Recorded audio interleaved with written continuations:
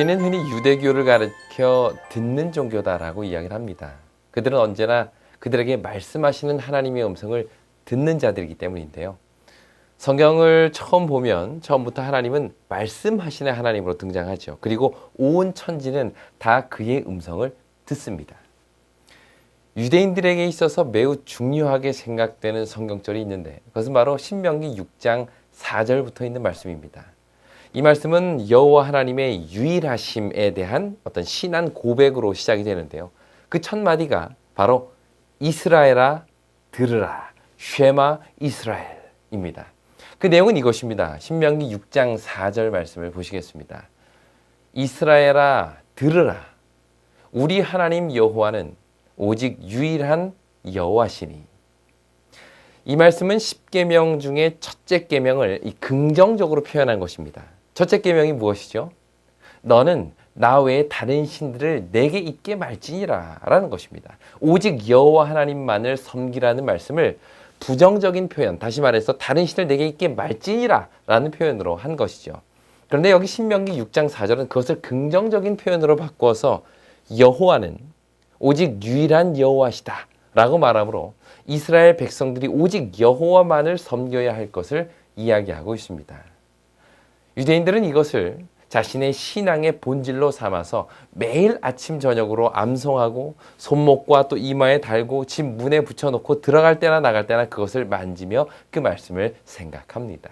이것이 쉐마, 즉 여호와의 말씀을 듣는 것을 강조하는 성경의 가르침이죠. 하지만 우리가 오해하지 말아야 할 것은 이스라엘의 종교가 듣는 종교라고 해서 그것이 단지 그분의 음성을 듣는 것으로 끝나지 않는다는 사실입니다. 오히려 히브리적 개념에서의 이 듣다라는 것은 듣고 행하는 그 모든 것을 포함하고 있다는 것입니다. 신명기 6장 4절에서 쉐마 이스라엘, 이스라엘아 들으라 라고 말씀하시기 그 전에 3절에는 이 사실을 너무나도 분명하게 밝히고 있습니다. 신명기 6장 3절입니다. 이스라엘아 듣고 삼가 그것을 행하라. 결국 들으라 라는 말에는 소리를 들으라, 음성을 들으라 라는 어떤 단순한 물리적인 공기의 진동의 전달이나 정보의 전달만은 의미하는 것이 아니라 그 말씀을 듣고 그것을 순종하는 삶을 살라 라는 명령임을 우리는 알 수가 있는 것이죠. 오늘은 듣는 것과 행하는 것이라는 제목으로 하나님의 말씀을 듣고 그 말씀대로 살아가는 우리의 삶이 어떠해야 하는지 함께 생각해 보도록 하겠습니다. 야고보서를 쓴 야고보, 우리가 흔히 그는 예수의 형제라고 알고 있는데요. 당시 그는 교회의 지도자로서 사도행전 15장에서 나오는 이 예루살렘 총회를 주관했던 사람입니다. 그는 교회의 지도자로서 당시 교회 전체적으로 꼭 필요하다라고 생각됐던 기별들을 적어서 회람하도록 했는데 그것이 바로 오늘날 우리가 가지고 있는 야고보서죠. 로마서를 비롯해서 사도 바울이 쓴 서신들이 주로 이 믿음을 강조했다면 야고보는 오히려 그의 서신에서 이 행함을 강조하고 있습니다. 그가 그렇게 한 이유는 무엇일까요? 그것은 아마도 믿음을 강조한 바울의 가르침을 오해해서 행함 없는 믿음, 즉 예수를 믿는다고 하면서도 삶에 아무런 열매가 없는 자들에게 진정한 믿음이 무엇인지를 가르쳐주기 위함이었던 것입니다. 우리가 가장 잘 아는 야고보서의 말씀 중에 이런 말씀이 있죠. 야고보서 2장 17절입니다. 이와 같이 행함이 없는 믿음은 그 자체가 죽은 것이라. 야고보는 행함이 없는 믿음은 그 자체가 죽은 믿음이다 라고 단호하게 말합니다. 그 말을 바꾸어 말하면 행함이 없는 믿음은 결국 믿음이 아니다 라는 뜻이겠죠. 어찌 보면 그 말은 믿음보다는 행함을 강조하는 것처럼 보입니다. 그래서 종교개혁을 일으켰던 말틴 루터는 이 야고보서를 가리켜 쓸모없는 복음이라는 의미에서 지푸라기 복음이다 라고까지 부르기도 했는데요. 그가 이렇게 말한 이유는 그의 종교개혁이 믿음을 강조하는 로마서에 기초해 있기 때문입니다. 주로 사도 바울의 편지를 보면 믿음을 강조하죠. 믿음을 통해 구원을 얻는 것이지 행함을 통해 구원 얻는 것이 아니다라는 사실을 그는 끊임없이 강조합니다. 그런데 반면에 야고보서는 오히려 행함을 강조하고 있다는 것입니다. 믿는다고 하면서도 행함이 없이 살아가는 교인들에게 행함 없는 믿음은 죽은 것이라 라고 아주 강하게 이야기하고 있죠. 그렇다면 왜 바울의 강조점과 이 야고보의 강조점이 이렇게 다른 것일까요? 왜 바울은 믿음을 강조하고 있는 반면에 야고보는 행함을 강조하고 있는 것일까요? 그것은 아마도 그들이 가진 역할 때문이라고 생각이 됩니다. 먼저 바울은 선교사로서의 역할을 가지고 있었죠. 하나님께서는 그를 처음부터 이방인들에게 빛으로 그를 부르셔서 땅끝까지 복음을 전하는 일을 그에게 맡기셨습니다. 그러므로 복음을 전하는 선교사로서 그는 예수 그리스도를 믿음으로 구원을 얻을 수 있다는 이 복음의 원리를 가르치고 그 믿음을 통해서 교회라는 공동체를 만들고 그 안으로 들어오게 한 것이죠. 하지만 야고보의 입장은 달랐습니다. 그는 교회의 지도자였죠. 선교를 통해서 교회 안으로 들어온 많은 사람들을 온전한 그리스도인으로 성장시키는 그 일을 그에게 맡긴 것입니다. 하지만 그리스도인이라고 공언하는 사람들 중에 어떤 이들은 여전히 죄를 즐기고 우상을 섬기고 사는 삶을 버리지 못했던 것입니다. 그러므로 야고보는 교회의 지도자로서 복음의 능력을 경험한 자들답게 그들의 삶이 변화되어야 함을 끊임없이 강조한 것이죠. 그렇다면 이 두 사람의 주장은 서로 상충되는 것일까요? 결코 그렇지 않습니다. 바울은 믿음으로 말미암아 구원을 얻는 그 구원의 원리를 설명한 것이라면 야고보는 그렇게 믿음을 시작한 자들의 삶을 변화시키는 복음의 능력에 대해서 이야기한 것이죠. 바울이 믿음을 강조했지만 그 믿음은 결코 행함이 없는, 행함이 빠진 믿음은 아니었습니다. 믿음을 가장 강조한 서신이 바로 이 로마서인데요. 그는 여기서 믿음에 대해 이야기하면서 그 믿음이란 바로 행함을 포함하고 있는 것임을 분명히 밝힙니다. 로마서 2장 13절에 있는 말씀입니다. 하나님 앞에서는 율법을 듣는 자가 의인이 아니요 오직 율법을 행하는 자라야 의롭다 하심을 얻으리니. 바울은 여기서 분명히 이야기합니다. 진정한 의로움이라는 것은 율법을 듣는 것뿐만 아니라 율법을 행하는 자, 그 사람이 진짜 의롭다 함을 얻는다고 말이죠. 야고보도 마찬가지입니다. 그는 야고보에서 행함만을 강조하는 것처럼 보이지만 오히려 그가 행함을 이야기한 이유는 진짜 믿음이 무엇이냐, 그 진짜 믿음을 강조하기 위함이었던 것입니다. 행함이 없는 믿음은 가짜 믿음이라는 것이 바로 여기서 야고보가 말하고 싶은 핵심이었죠.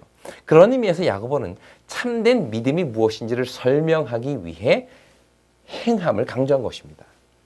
그러므로 결국 바울과 야고보의 기별은 상충하는 것이 아니라 오히려 상호 보완적인 기별임을 우리가 알 수 있습니다. 믿음과 행함의 조화, 그것이 참된 신앙의 모습임을 보여준 것이죠.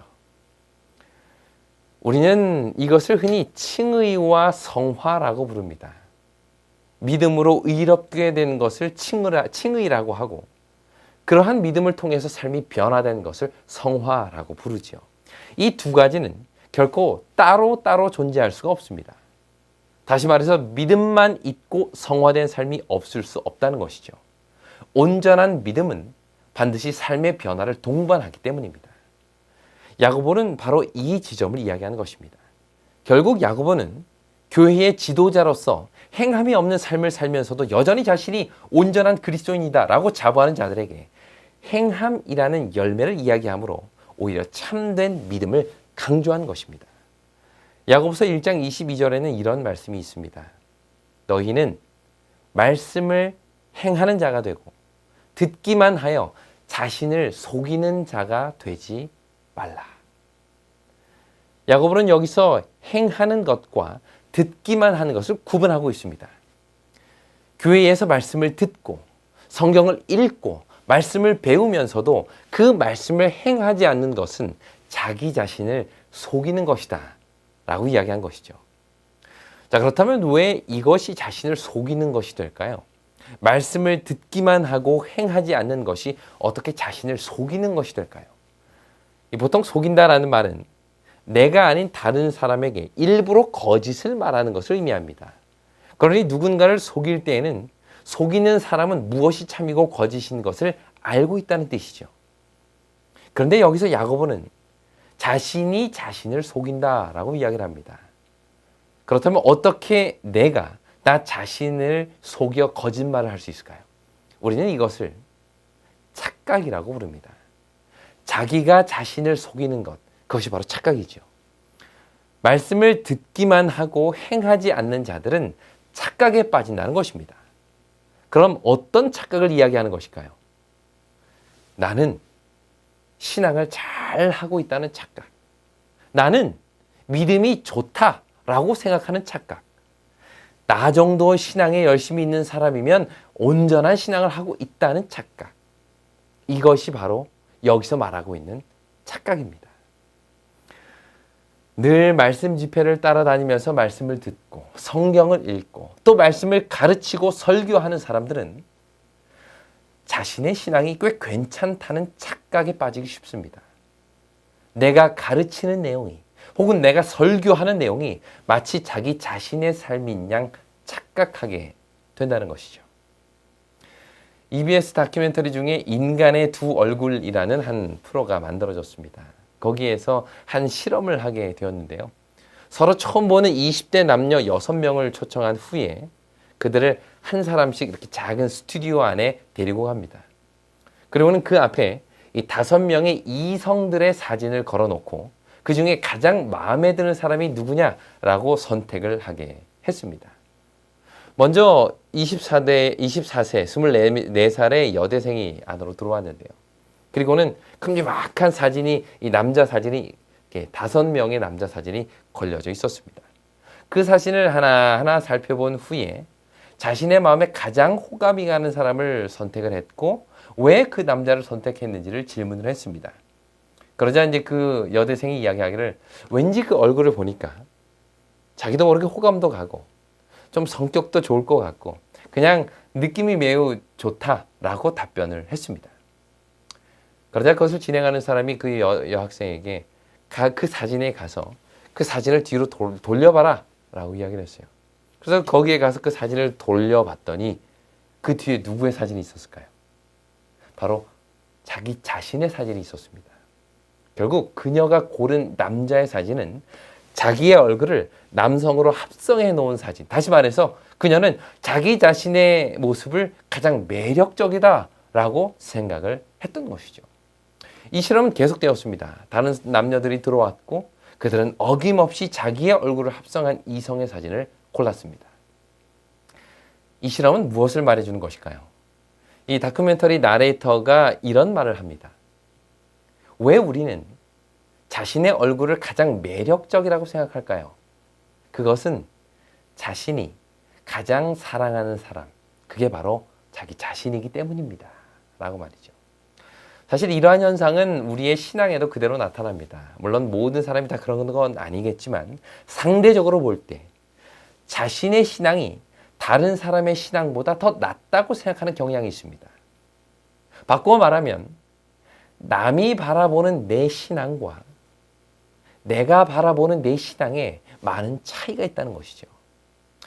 나는 교회도 잘 나오고 성경도 많이 읽고 모범적으로 신앙을 하니 내 신앙은 꽤 괜찮은 신앙이다 라고 스스로 생각합니다. 그런데 야고보는 많은 경우에 이러한 우리의 생각이 스스로를 속이는 착각일 수 있다라고 이야기한 것이죠. 만일 우리가 듣는 것을 행하지 않고 살 경우에 우리는 신앙에 착각을 하고 살고 있다는 것입니다. 많이 듣고 많이 읽어서 아는 것이 많은 것을 신앙이 좋다, 믿음이 좋다라고 착각하게 된다는 것이죠. 그러나 분명한 것은 말씀을 듣기만 하고 행하지 않는 자들은 스스로를 속이는 자, 영적 착각에 빠져 있는 자라고 야고보는 이야기하고 있는 것입니다. 우리는 여기서 예수님의 두 제자를 생각하게 됩니다. 바로 요한과 유다인데요. 먼저 요한에 대해서 생각해 보도록 하겠습니다. 여러분이 아는 사도 요한은 어떤 사람인가요? 요한 하면 가장 먼저 떠오르는 단어가 바로 이 사랑의 사도죠. 사람들이 그를 가리켜 사랑의 사도라는 별명을 붙여준 이유는 그의 서신에 이 사랑이라는 말이 많이 나오기 때문입니다. 사복음서 중에 예수님의 사랑, 하나님의 사랑을 가장 많이 기록하고 있는 책이 바로 요한복음입니다.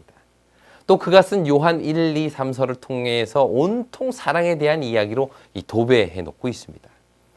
하지만 그것만이 그를 사랑의 사도라고 부르는 이유가 아닐 것입니다. 오히려 그는 서신을 통해서 강조하고 있는 그리스도의 사랑을 삶으로 실천한 사람이었기 때문에 사람들은 그를 일컬어 사랑의 사도다라고 부르는 것이죠. 하지만 그가 본래 사랑이 많은 사람은 아니었던 것 같습니다.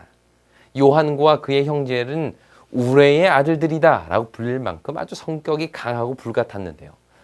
그들은 사람들이 조금이라도 예수를 멸시하면 분노하면서 도전했습니다. 아주 악한 성질, 복수심, 비평하는 정신이 요한의 마음에 가득 차 있었던 것이죠.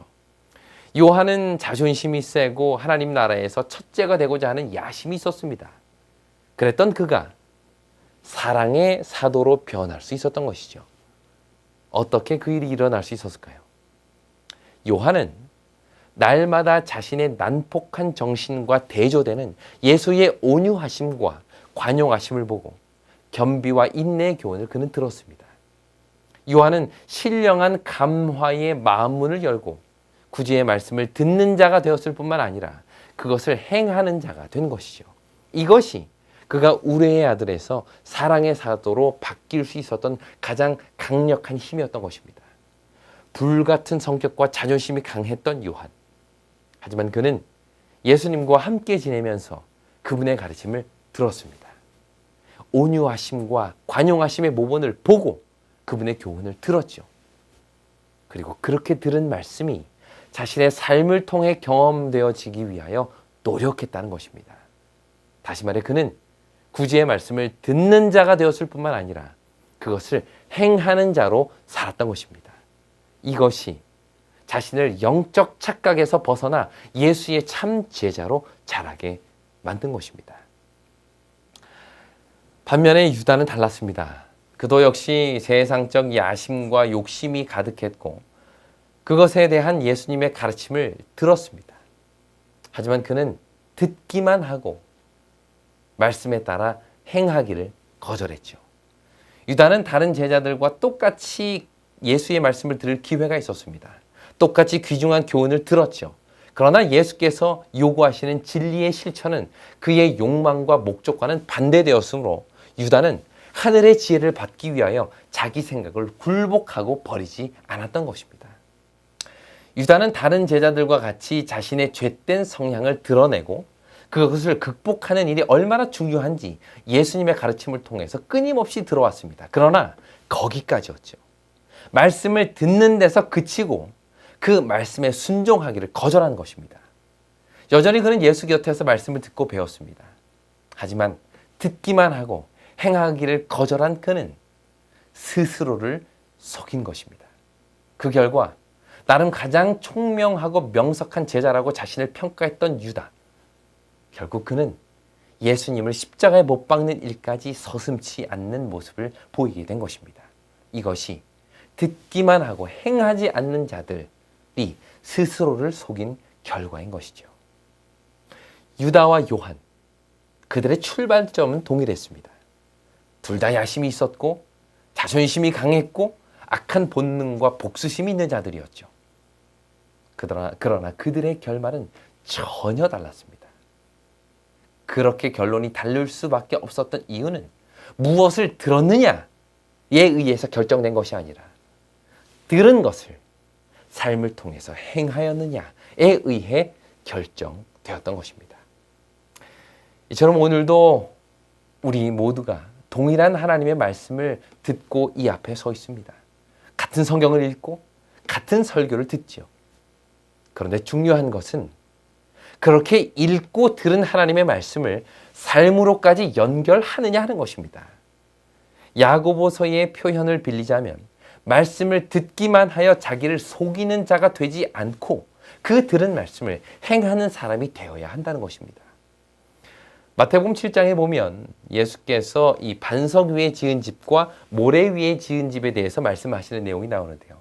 이 두 집은 겉으로 볼 때는 큰 차이가 없었습니다. 둘 다 멋지게 지어진 집이죠. 그러나 문제는 비가 내리고 창수가 나고 바람이 불 때의 모습입니다. 반석 위에 지은 집은 아무리 큰 비가 내리고 바람이 불어도 흔들리지 않습니다. 그러나 모래 위에 지은 집은 금방이라도 무너져 내릴 수밖에 없었죠. 그렇다면 이 비유를 우리에게 적용할 때 과연 반석 위에 지은 집, 그것은 무엇을 의미할까요? 또 반대로 모래 위에 집을 지었다라는 것은 어떤 신앙을 뜻하는 것일까요?